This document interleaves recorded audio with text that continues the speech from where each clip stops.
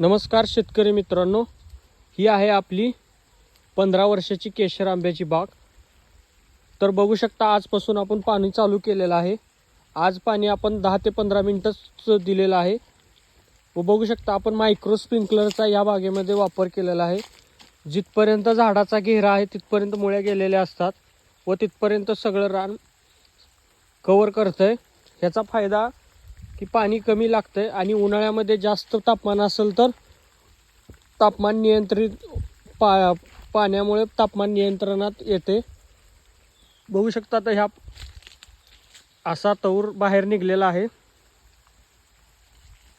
आज आपण 10 ते 15 ते 20 मिनिटं पर्यंतच पाणी देणार आहे। जमीन थोडी मुरमाड असल्यामुळे 15 ते 20 मिनिटं आपण सोडणार आहे पाणी। तर आपणही आपल्या बागेला मोहर 70% जर बाहेर निघाला असेल तर पाणी चालू करावं, राहिलेला मोहर लवकर बाहेर निघेल। व मायक्रो स्प्रिंकलर लावल्याचे फायदे भरपूर आहेत। मायक्रो स्प्रिंकलर ही आपण लावू शकता बागेमध्ये। धन्यवाद। नवीन व्हिडिओ पुढचा लवकरच येईल।